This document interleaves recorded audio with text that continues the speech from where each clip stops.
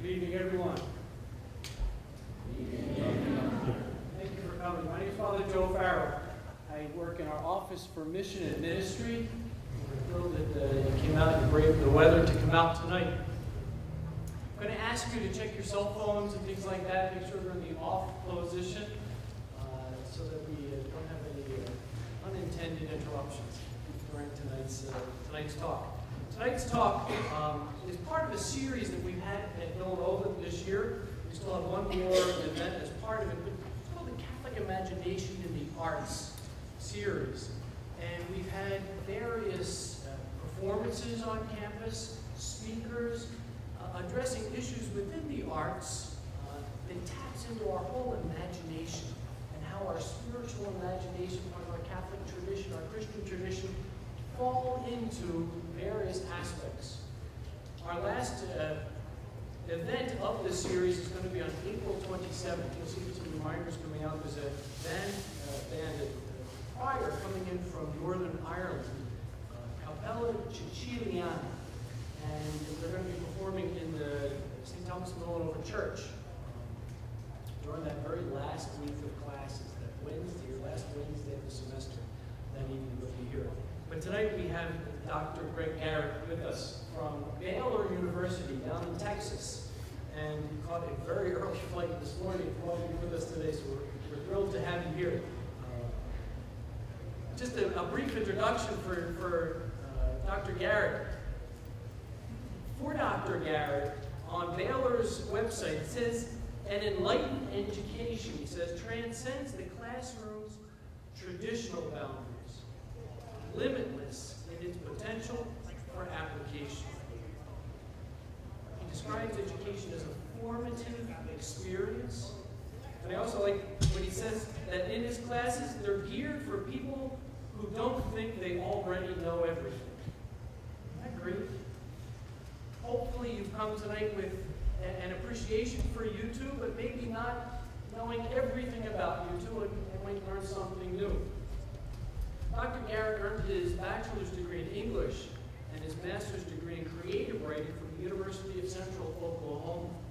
He earned his PhD in English at Oklahoma State University, and in May of 2007, he completed a Master of Divinity at the Episcopal Theological Seminary in the Southwest in Austin. At Baylor, the students are lucky enough to take them for various courses in narrative writing, script writing, American literature, and in film. He's an author of various topics and books, The Gospel According to Hollywood, and most recently, We Get to Carry Each Other, The Gospel According to You Too. It came out in 2009. You have another book that's come out since 2009? A couple, yeah. A couple more books. Prolific writer. Without further ado, we welcome you, Dr. Garrett, and we thank you for being with us.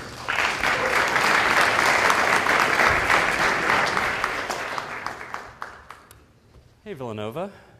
How are you? Good. Can you hear me okay? Can you hear me at all, I guess? It's such a pleasure to be with you. I bring greetings from Austin, Texas, which is my home. The live music capital of the world. I brought my guitar as I am required to do by Austin statutes. But I am licensed to play, so don't be frightened. A lot of times when people stand up in front of you and then they pull out a musical instrument, you're like, oh my God, this could be horrifying. But we all go through training, all of us who live in Austin, so that when we can go out, we can be ambassadors for the live music capital of the world. It's a pleasure to be with you here tonight, and I've got a very, very short sort of written statement. And then what I wanted to do was just sort of talk with you. The book that I'm going to be talking from, as Father Joe said, is the book called We Get to Carry Each Other, The Gospel According to You Too.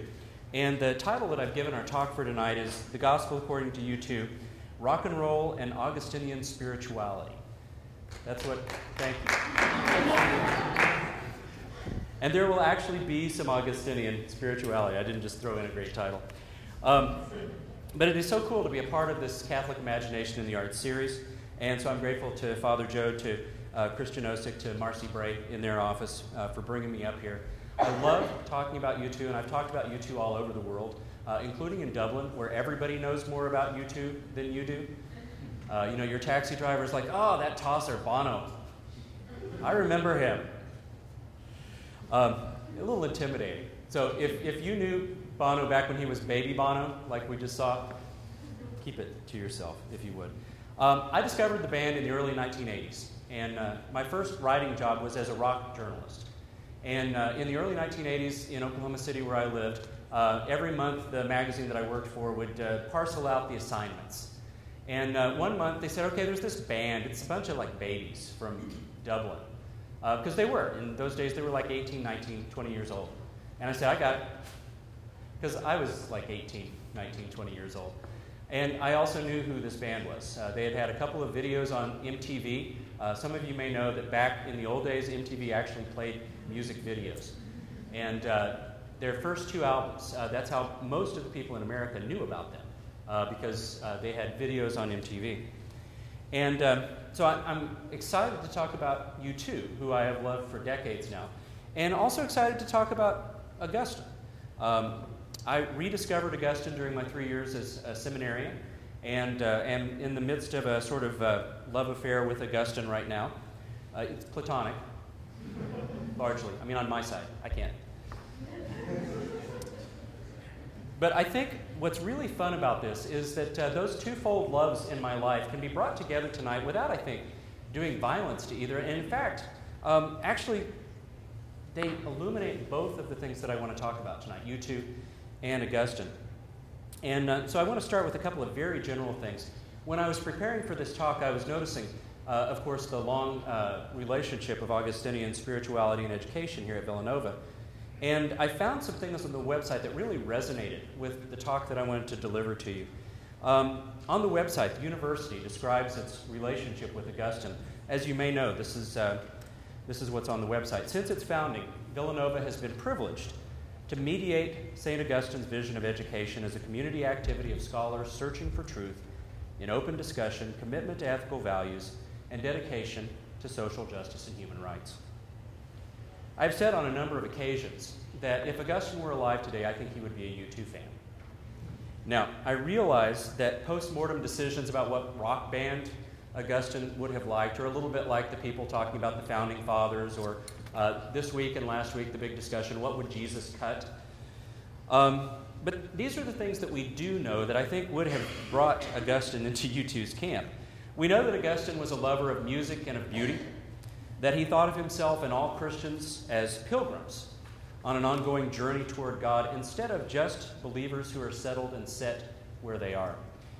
We know that Augustine considered Jesus to be the focus of our Christian spirituality, and that he argued repeatedly that the focus of our Christian faith should be what he called the twofold commandment of love. Love for God, love for our neighbors. We're going to recognize all of those Augustinian elements in the lives and music of the band U2. Now, for their part, there is little evidence that Bono, The Edge, Adam Clayton, or Larry Mullen Jr., the four men who have been U2 for the past 30-plus years, think of themselves as steeped in Augustinian spirituality. When I interviewed U2 early in their career, I was not a religious person. I would have had no interest in that question whatsoever. Now, of course, they have no reason to talk to me. I did do a Google search for Bono and Augustine, and really all I found out is that in St. Augustine, Florida, there is a popular barbecue place called Bono's. But I can tell you these things. A couple of years ago, I had a pot of tea with the Anglican priest who serves as U2's chaplain when they're on the road, and has been, in fact, a part of their lives for several decades now. He began as a rock journalist, like I did. And so I guess maybe I could be the chaplain for U2 at some point down the road. And I was talking with him about an interview that I had seen Bono give, in which it seemed to me that Bono was quoting the contemporary theologian Jürgen Moltmann, one of my favorite theologians. And this chaplain, friend of theirs, said, well, don't think that he wasn't. Apparently, Bono has steeped himself in reading theology. And so if anybody in the band is a lover of Augustine, I think probably it would be Bono. We also know that in a song called Mofo, off the album Pop, Bono sings several lines that seem to be a very Augustinian view of the world, about coming toward God in the hopes of filling the God-shaped hole inside of the singer. So I don't know anything for sure, but I think that as we look at their lives and their music, those elements of Augustinian thought have been integral to U2, and they've lived those elements out. They've sung them, they've acted them out in their lives. And so those, I think, are the things that we're going to talk about in general tonight. We began with a couple of videos for two reasons. First, if I'm absolute rubbish, you can at least go home and say, well, he was crap. But they did show a couple of videos. And we saw two videos.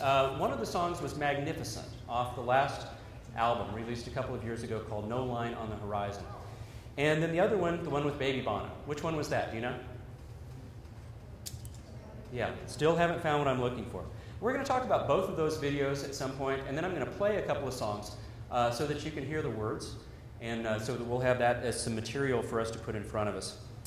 I love the video for Magnificent because when you see it, you can't pretend that U2 is not a spiritual band. When my book came out, I did interviews with all sorts of people, with the National Review, with NPR.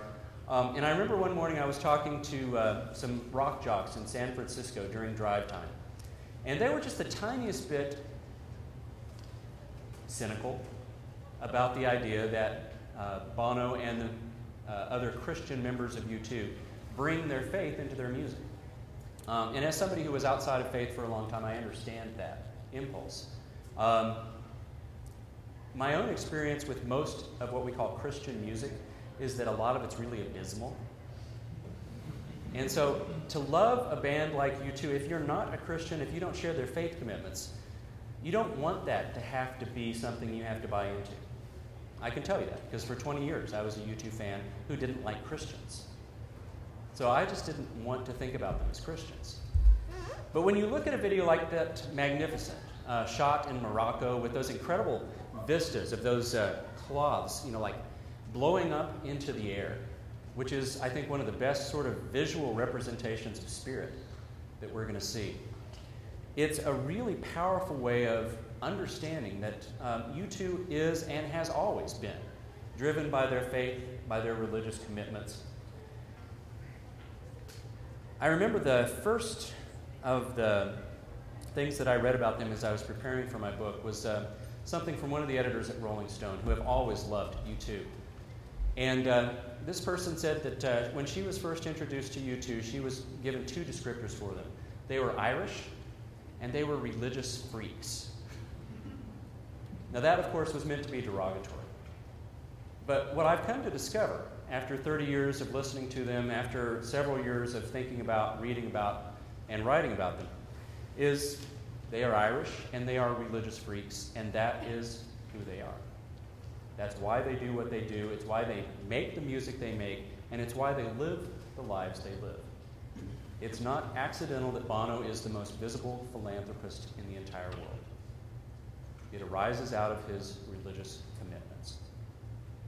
So whenever I get questions like I got from these shock jocks in San Francisco, generally they are phrased as something like this: really? Are they Christian? Can you name a Christian song? You know, is there a song by U2 that talks about God? Now, generally that just sort of reveals people's ignorance. If you like U2 and you know some of their music, you've got a pretty good sense that most of their music is at least in some sense about God. But I finally came up with what I think was a pretty good cynical response to that cynical question. A couple of albums back, I usually tell them, U2 recorded a song called Yahweh. I'm pretty sure that's about God. And so that's what we want to talk about tonight. We want to talk about the ways in which the religious imagination of U2 has been informed by their faith. And we're going to look at that in three sort of major places. I want to talk about belief, I want to talk about community, and I want to talk about justice.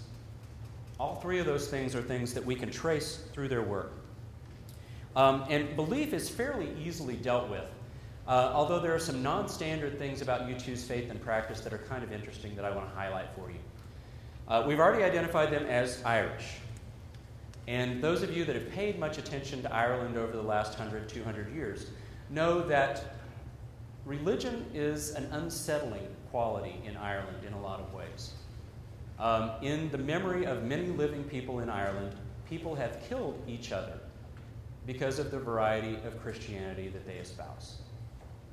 And so Larry Mullen Jr., the drummer for U2, early on talked about why the band had moved away from organized religion.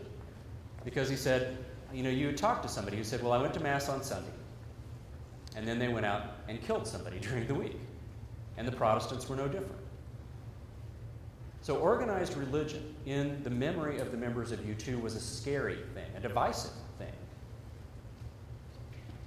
In response to that, in the late 70s and early 80s, they joined a charismatic Christian community in Dublin. If they moved from organized religion, we might call this disorganized religion. It was very loose. What Bono has talked about, this shalom community, as they were called, was that they were religious freaks. They were trying to live out first century Christianity on the streets of Dublin, and they were trying to do it in a way that seemed to them authentic. Now, because it was a charismatic community, the spiritual charisms were very important.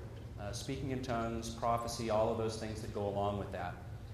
And ultimately, the members of the Shalom community had real reservations about the members of U2 continuing to be either in a rock band or in their community. Now, there are people here who, within living memory, have heard rock and roll described as the devil's music.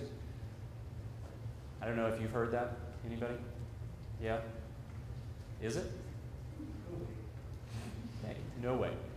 But the thing that they were thinking about is that often rock and roll celebrates anarchy, it celebrates drugs, it celebrates sex. And so the members of the Shalom community basically were saying, Christians cannot be rock stars. And so right around the time that I interviewed U2, which was in February of 1982, they had just gone through this whole huge question of whether they could be authentically Christian and pursue their vocation of music. And in fact, it was a very near thing. The Edge, the guitarist and honestly the musical genius of the band, had decided that he was going to stay in the Shalom community and leave U2. The world would have been a little different, wouldn't it? And here's basically what happened. There are two people that have been associated with U2 over the years who are not Christian. One of them is Adam Clayton, the bass player with the blonde hair and glasses that we saw in the videos. He's going to show up again in several of our stories. In some ways, he's kind of the hero of our story, which is sort of interesting. He's described by many people, of course, as the non-Christian member of U2, and described by other people, particularly the people in the band, as the most Christian member of U2. So Adam had to sit and watch for months while his future was decided. And this is one of the things that The Edge talks about today, about the generosity and patience that Adam displayed with the three Christian members of the band while they were trying to discover whether they could be followers of Christ and play music. The other person, the person who actually saves the day, saves U2 for us, is their manager, Paul McGuinness, kind of the fifth Beatle, if you will. When The Edge came to Paul McGuinness and said, I've decided to leave the band, Paul McGuinness had already booked the entire tour for their second album. They'd made commitments to their roadies and techs. They'd signed contracts. And Paul McGuinness, may he go down in history for this, turned to The Edge and he said, you know, if God had something to say about this tour, he should have told me a long time ago. The Edge understood that argument. They had made commitments. They had given their word.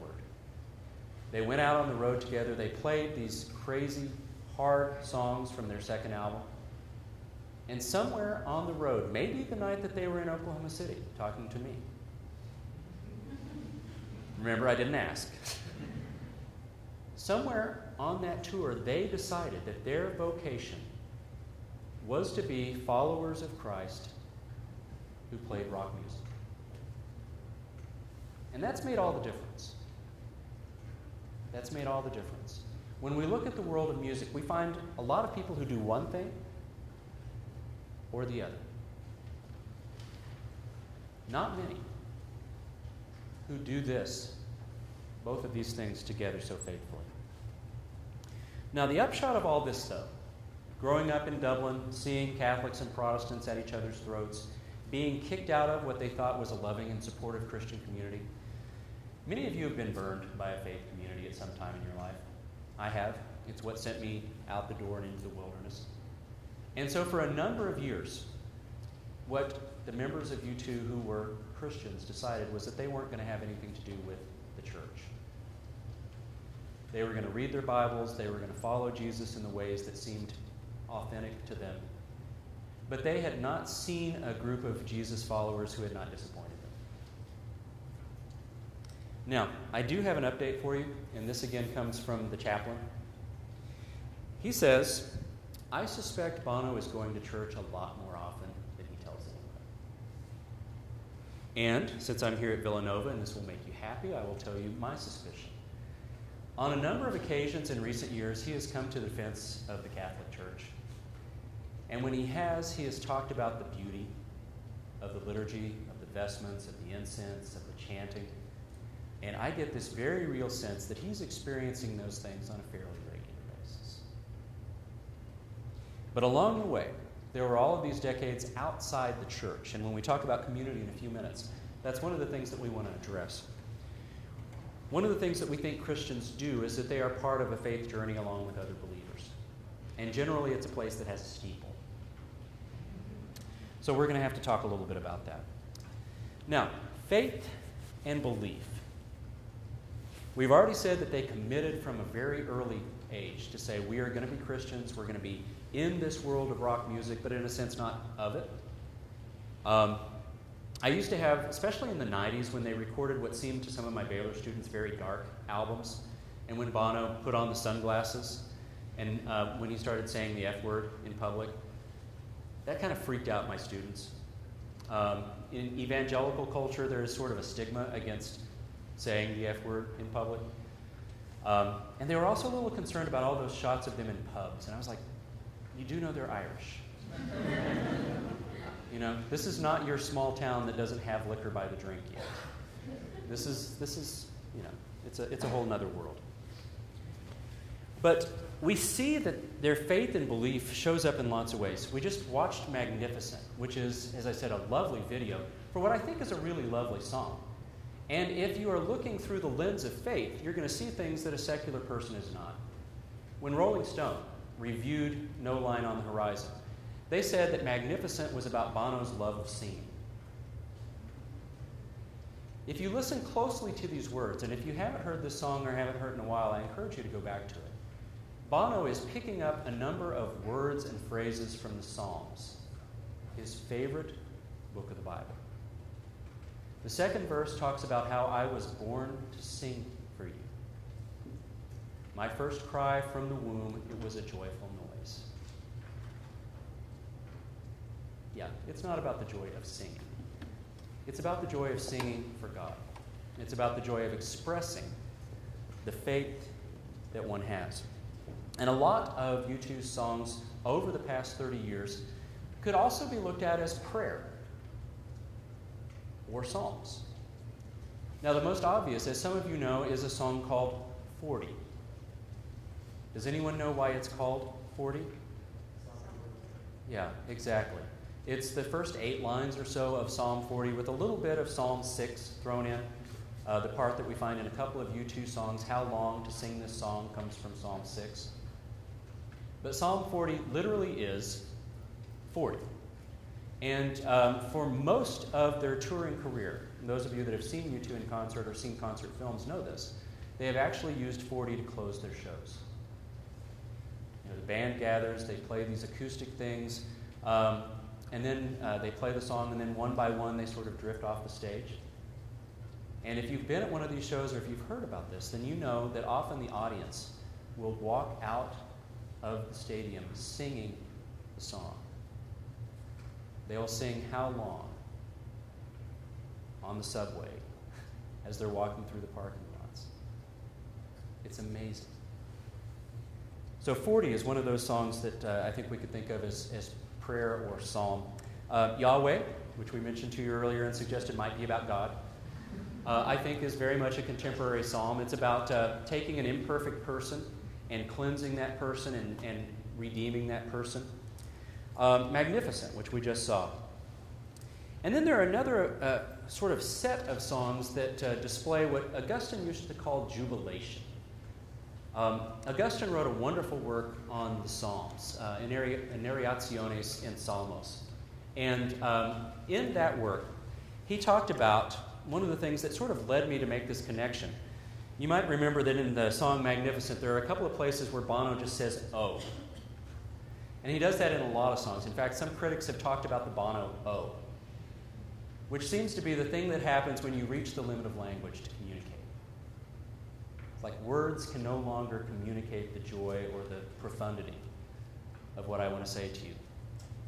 Only these notes, only these sounds.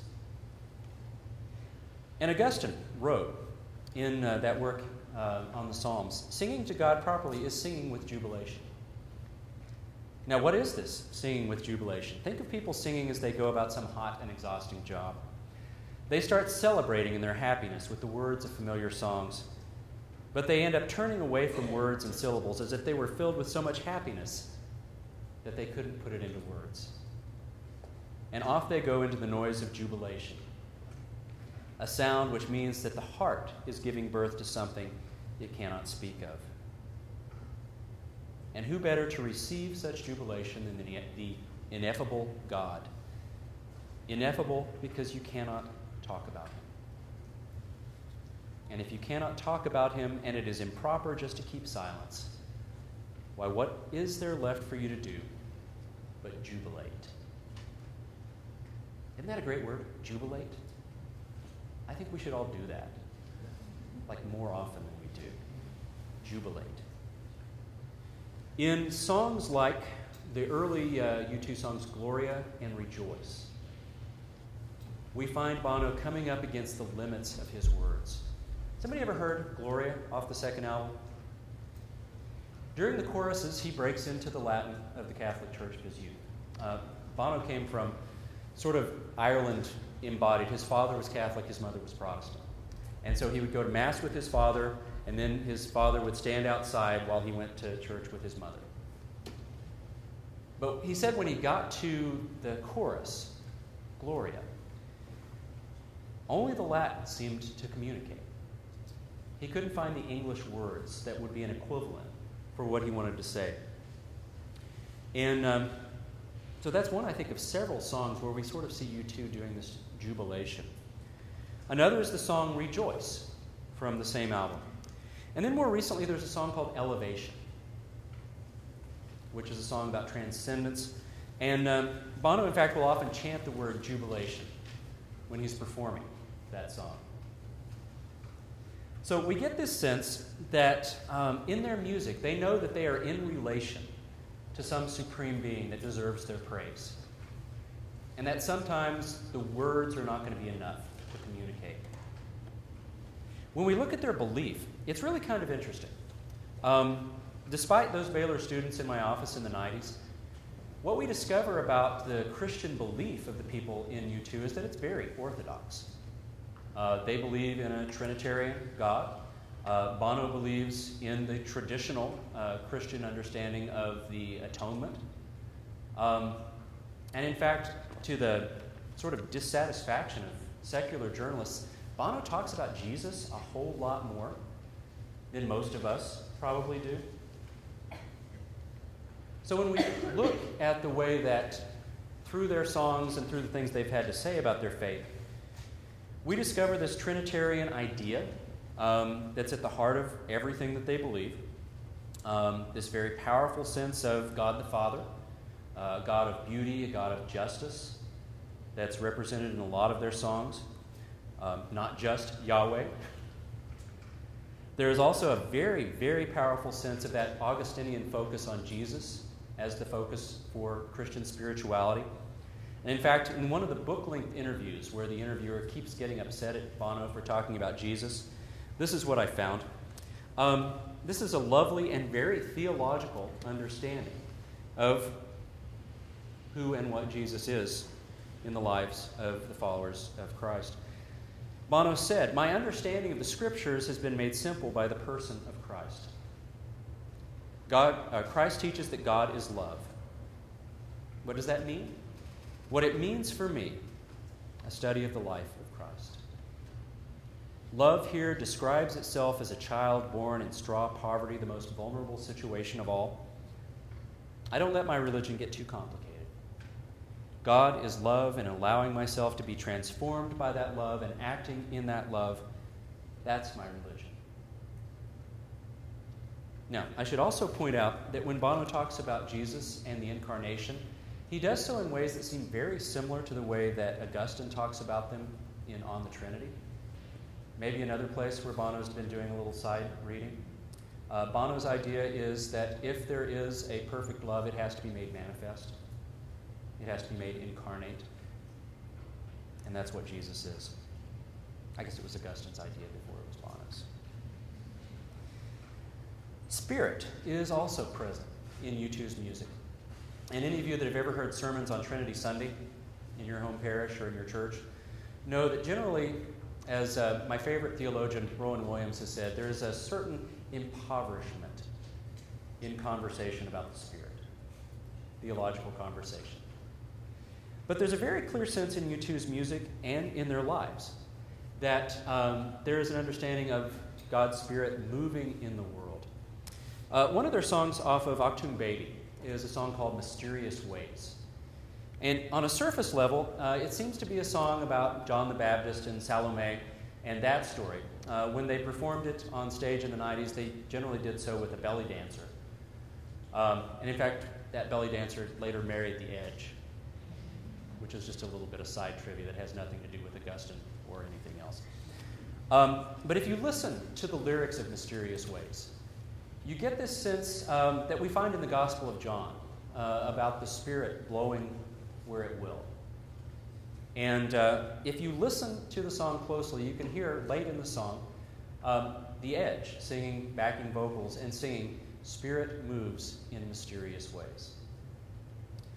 So that's one of a number of places. But you know, even more interesting to me than the music, and we find a couple of other places where we find references to the Spirit, the process that U2 go through when they make an album is a process that they describe as Spirit-led. The Edge has talked about how there is no way to account for what happens when the four of them get together in a room. He says the only thing that can account for it is that Spirit walks through the room and something beautiful happens. We'll talk more about that process in just a little bit when we talk about community. But there's this very powerful sense of all three persons of God in U2's music and in their careers. And again, this is kind of an interesting thing.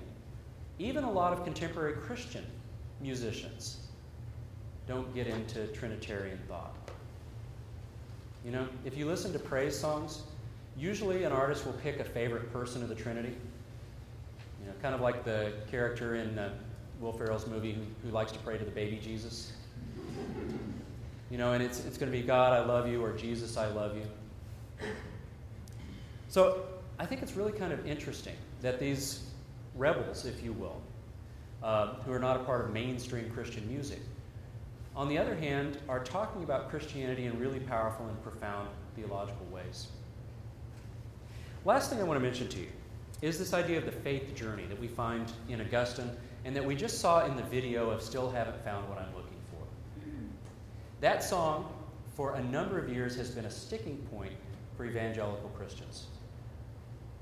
If you believe that once you assent to a certain set of religious facts, you have found what you're looking for, then this song doesn't make any sense to you at all. And it was one of the things, you know, it had been on my students' mind before Bono said the F word.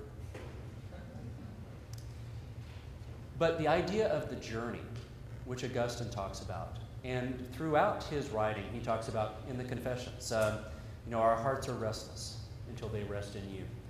In other places, he talks about we seek for God continuously.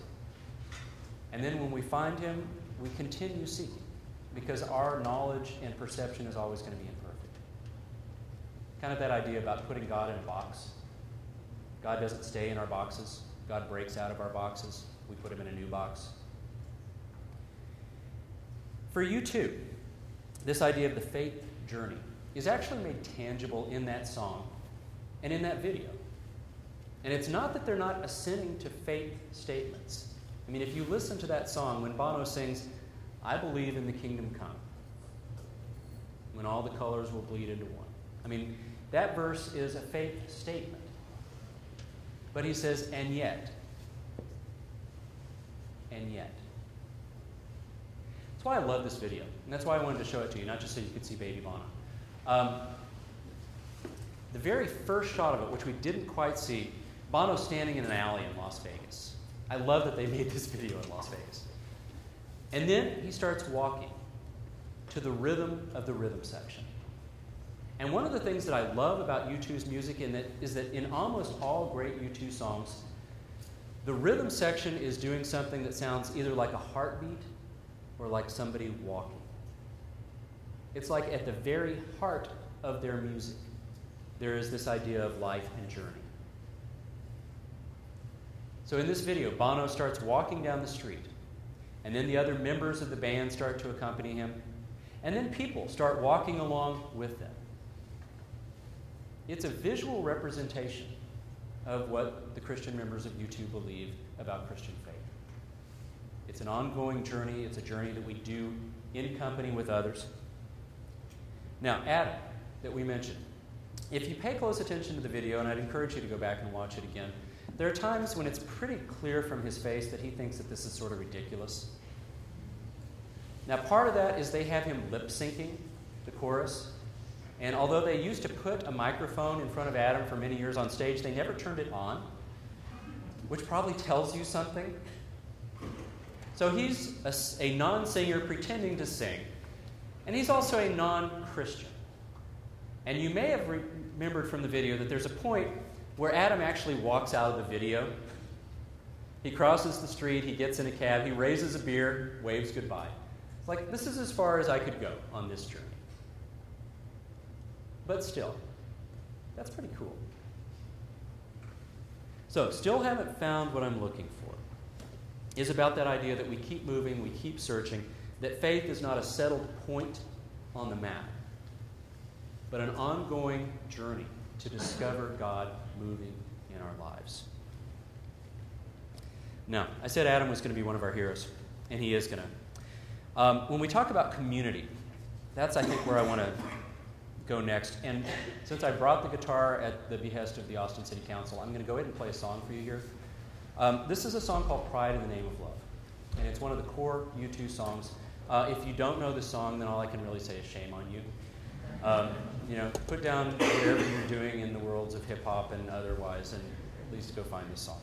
But I'm going to play this song for you because it's going to actually figure into the ongoing story of Adam and his journey that I told you we were going to tell.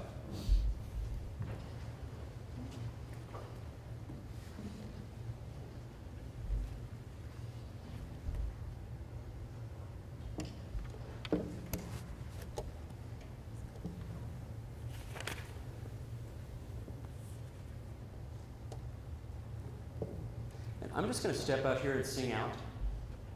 Okay? I think you'll be able to hear me fine.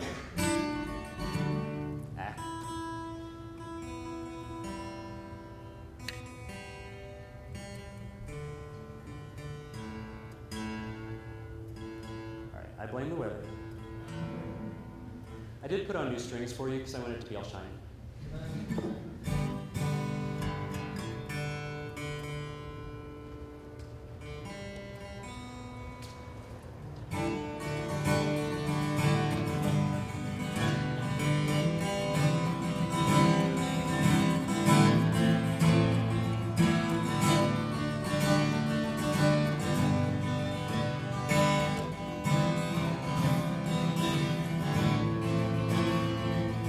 One man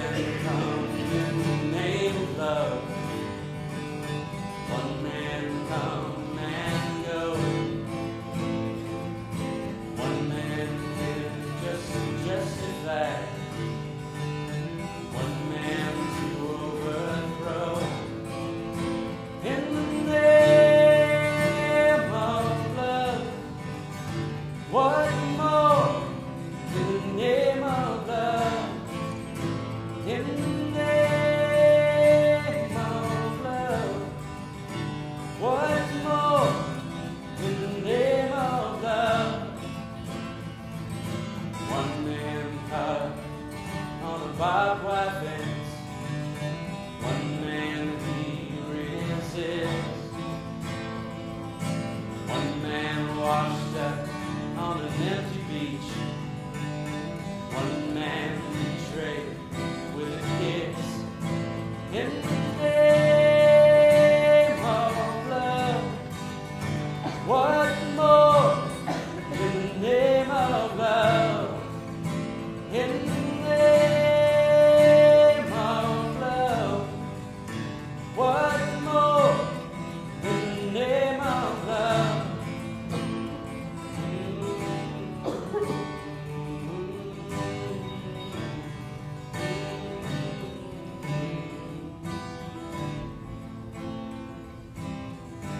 Early morning, April 4th, shots ring out in the Memphis sky.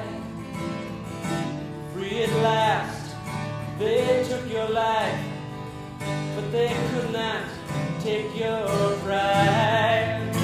In the name of love, what more in the name of love? In the name of love, what more in the name of love? In the name of love, what more in the name of love? In the name of love.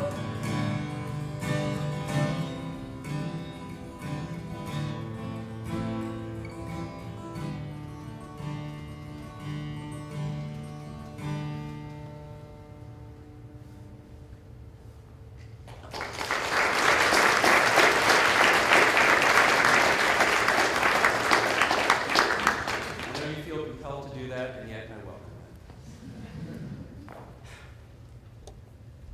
Belief, community, and justice. We're going to talk about those last two things in just a few minutes because I think we've laid a lot of groundwork in ways that can be really powerful and profound. One of the raps on YouTube, particularly by American Christians, has been this whole idea that they were not part of a religious church. A couple of years ago, Christianity Today, one of the largest Christian publications in America,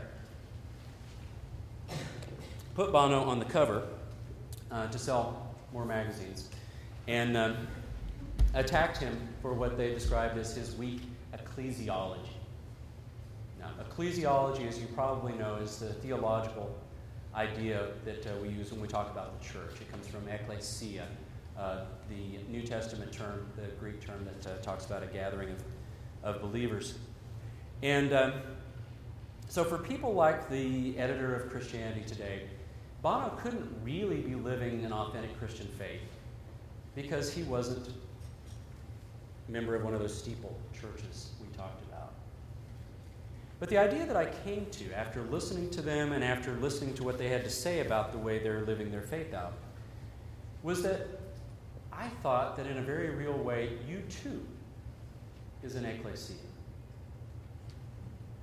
It's a gathering of the faithful around a central set of core beliefs. They live those out faithfully together, and that faith walks outside the walls of the ecclesia to play in the world. If you've ever been to a U2 concert, you know that basically what's happening is that they're putting on worship. There is this incredible feeling of transcendence, of connection, of all the things that we imagine happening when steeple church goes right. Except it's you and 20,000 other people. That's pretty amazing. And so as I thought more about this idea of you too as a faithful community, it really made more and more sense to me. If we think about what community is supposed to be for us in spiritual practice, community is supposed to love us. Community is supposed to challenge us. Community is supposed to keep us accountable. Community is supposed to call us to our highest destinies, to the things that God would have us do. And the more I thought about it, the more it seemed clear to me that that's exactly what the members of U2 have done for 30 years. There are a couple of stories that I want to tell you, and they all revolve, strangely enough, around Adam, the non-Christian member. Early on in the history of the band, Bono was invited to sing on a famine relief record by Bob Geldof, an Irish rock star. And this was back in the early 80s, and U2 had not really broken through to worldwide prominence in the way that they since have. And there were going to be all of these British pop stars there. Boy George was going to be there. Duran Duran were going to be there. And as strange as this might seem to you, Bono was really intimidated by that. The Edge and Larry Mullen Jr. had other commitments. And so Adam said, I'll go with you. And in fact, if you watch the video for Do They Know It's Christmas, you will again see Adam pretending to sing. Not because he does, but because he knew that his friend needed his support. For him to do the thing that he was called to do, Adam had to be there to help. And that's lovely, because what we see in these other stories is going to take us on a little journey. When we talk about Adam as the non-Christian one, and we get past the things that concerned my evangelical students, I really could care less if Bono says the F word. I think there may be times that you ought to say the F word. There may be situations in life that there's no other real response to. And honestly, if you can't raise a good pint, then what's the point of being Irish? So, my own feelings about some of these things are different than other folks. But there is no question that when we look at the history of U2, it was Adam Clayton, the bass player, who embraced the rock star lifestyle more than the other members of the band. It was Adam who was engaged to the supermodel. It was Adam that had just the tiniest little substance abuse problem. And it was Adam at that show in Sydney, Australia that they were filming as the record of an entire tour, who was so drunk that he not only missed the show but didn't wake up until the next day. Now, I've been in rock bands, and I can tell you that there are certain minimum standards of behavior expected. What would you imagine is one of the things that absolutely has to happen if you're going to be in a rock band? Yeah, you got to be there. You got to show up, which is true of any spiritual practice, right? But you got to be there. And you absolutely have to be there when it is one of those, we've got 2 shots to get this right. We've got all these camera people here. We're recording. We're preserving the whole tour. The other people were angry, but they were also sad. Because they knew that as angry as they were not as angry with Adam as Adam was angry with Adam. And it's kind of interesting. In one of Augustine's sermons on Matthew 18, which is the section of the Gospel of Matthew that scholars typically refer to as the Discourse on Life in the Faithful Community, Augustine talked about one of the reasons we go to the person who has hurt us privately to bring them back into the community is because their heart, their soul, has been hurt by hurting us. It's totally off of us. It's not, what did you do to me? But what did you do to yourself? And that's exactly what they knew about Adam, that Adam was disappointed in himself, that he was so sorry for what he'd done. And at the same time, as Larry Mullen Jr., the drummer, said, we also all knew that this could not go on. So in love, they said to him, this is going to have to change. They also said, in love, we will be here for you, doing whatever it takes.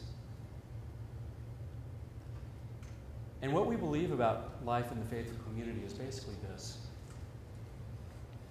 that life allows us to become the people that we're called to be.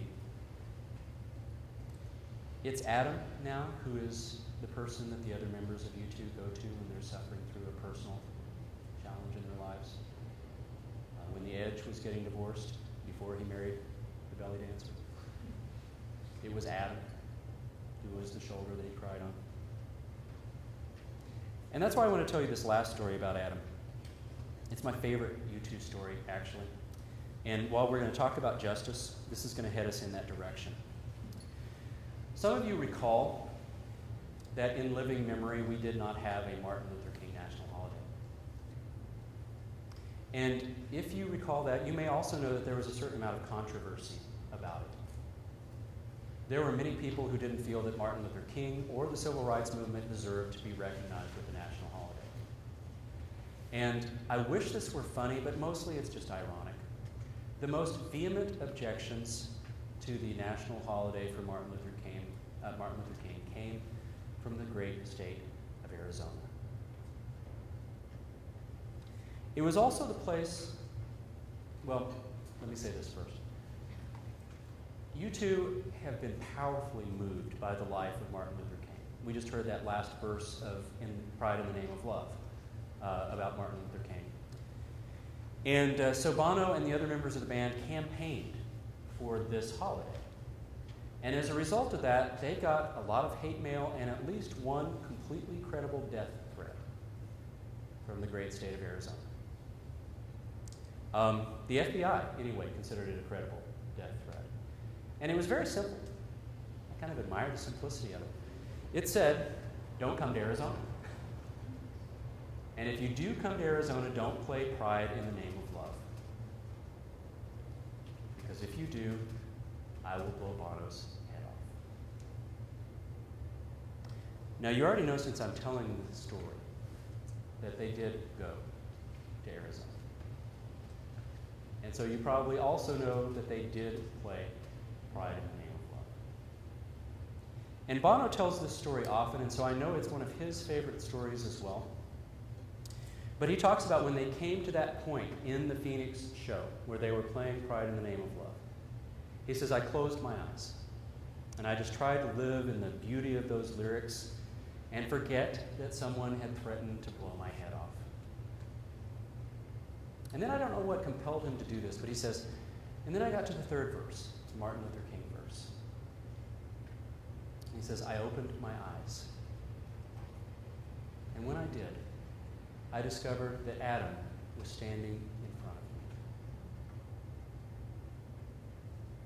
me. Nothing was going to happen to Bono that didn't happen to Adam first. And Bono said, I knew then what it meant to be in a band. And we might say, in an even more profound sense, he knew then what it meant to be in a faithful community. In the Gospel of John, Jesus leaves one commandment. Love each other as I have loved you. And Jesus also says in the Gospel of John that no greater love does somebody have than to give up his life for his friend. That's big love. Here's the last thing, though. Big love that stays just in our hearts or even in our faithful community is not enough. Augustine would tell us that, and you too has modeled that. What Augustine said is, where there is great love, there is always great justice. Love doesn't just stay inside the walls of the faith community. It breaks out into the world and becomes a part of God's rescue mission. And we've seen that in the lives of you too as well. You know much of this, and so I'll just touch on a couple of things. But I love this because this is a nice quote from Bill Gates. Bill Gates said, a few years ago, I was sitting in a bar with Bono. And frankly, I thought he was a little nuts. It was late, we'd had a few drinks, and Bono was all fired up over a scheme to get companies to help tackle global poverty and disease. He kept dialing the private numbers of top executives and thrusting his cell phone at me to hear their sleepy but enthusiastic replies. As crazy as it seemed that night, Bono's persistence soon gave birth to the Red campaign. Today, companies like the Gap, Hallmark, and Dell sell Red-branded products and donate a portion of those profits to fight AIDS. Microsoft signed up too. It's a great thing. The companies make a difference while adding to their bottom line. Consumers get to show their support for a good cause. And most important, lives are saved. In the past year and a half, Red generated $100 million for the Global Fund to fight AIDS. Put nearly 80,000 people in poor countries on life-saving drugs. And helped more than 1.6 million get tested for HIV. That is just one of the tiny little pieces of what U2 has done over the last 30 years. You know, in their music, they have talked about peace and justice. Powerful songs like Sunday, Bloody Sunday, Miracle Drug, Walk On. Many of you noticed in November last year when the Burmese activist Aung San Suu Kyi was finally released from house arrest, where she had spent most of the last 15 years. The song Walk On is about Aung San Suu Kyi. And while Bono and the boys didn't claim credit for that, you probably know that on their last tour, people attending concerts were invited to download and print out an Aung San Suu Kyi mask to put on at some point so that everybody could be in solidarity with her. The kind of visibility that they brought to her cause certainly did not hurt in the military government finally releasing her. We've heard stories about Bono in Ethiopia. A story for him and his understanding that he was called from his faith to do justice comes from a time early on in the life of U2 when he and his wife Ali were in a refugee camp in Ethiopia. And on the day before they departed, a father brought his infant son and put him in Bono's arms and begged him to take him back to Ireland. If he stays here in Ethiopia, the father said, he will die. If he goes with you, he will live. It's a pretty bracing lesson in the realities of poverty. And Bono says that that's where his journey toward justice began. And it hasn't let up. You know of other things. The Live Aid show, the Amnesty International tour that they did. Bono's work as lobbyist for the poor, where he sits down with the Pope, with prime ministers, with presidents. And he says, I don't care their political persuasion. We all have core values. We can all work together. It's amazing. Jesse Helms, the ultra-conservative senator, became one of Bono's best friends. So here's the last thing that I want to leave you with. A couple of years ago, Bono was invited to speak to the Washington Prayer Breakfast. It's an amazing annual event where the rich and powerful dress up and pray together. On this particular occasion, past President Bush was there, senators, the Congress. And what Bono brought them that morning was a prophetic word. And this is the last of the things that I want to tell you before I close.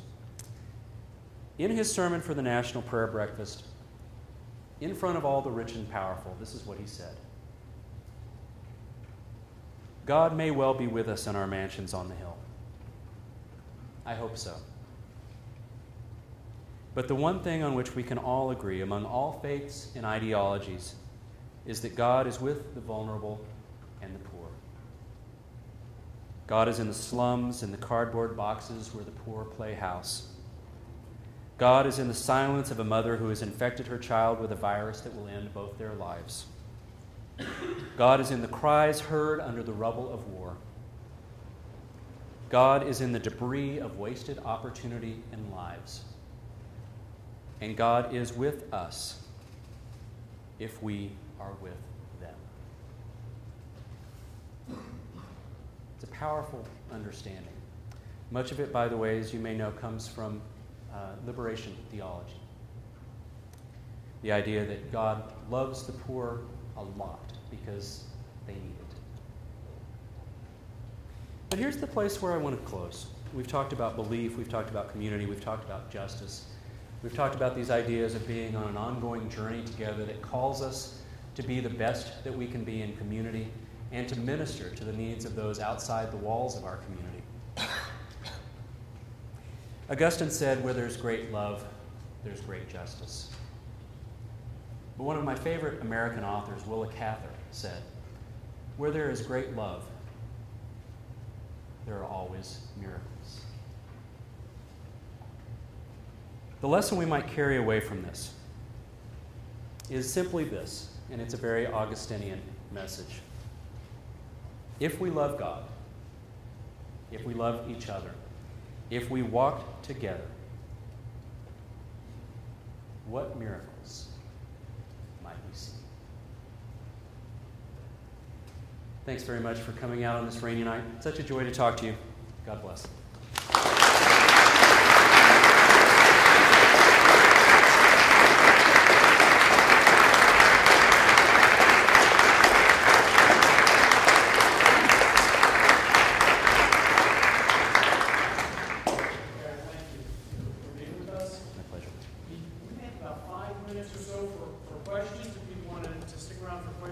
I'd be happy to take a couple of questions if somebody wanted to stay, and I know that you may have stuff that you need to do. But again, thank you for coming.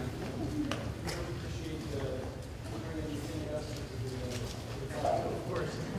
Does anybody have any questions for Dr. Garrett? Anybody have questions? They can't be trivia questions. I was at a book signing event, and somebody came up to me and was like really huffy and said, "Where was that at Playboy?" And I'm like, do I look like a Wikipedia? But he just like stomped off. It's like, if I didn't know where Adam Clayton was born, he wasn't going to buy my book. Okay. So what did I ask you? As I told you. Anybody have questions?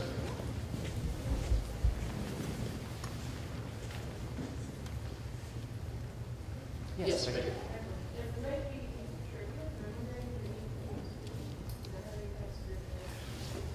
Well, it's got a couple of different resonances. U2 is the high-flying spy plane of the 1960s. So, we might think of it like being up above the world and having a God's eye view. But also, when we say it slowly, U2. It's an inclusive kind of gathering thing. And it's like the third name. So I don't know who came up with it. I'll bet Wikipedia is. But, I think it's a name with some spiritual resonance.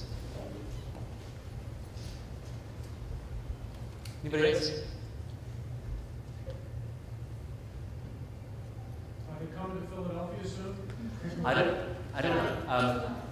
They had pushed back dates, but what I'm hearing is July.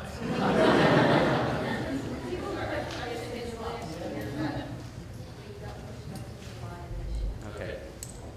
And you're going to go. A year later, you're going to go.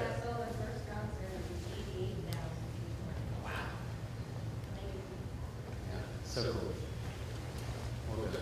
Y'all, thanks so much for coming. I hope this will send you back to the YouTube's catalog with some appreciation, maybe some interest. And that you'll listen to music maybe with a little bit more of a spiritual ear. Lots of lessons. Thanks so much.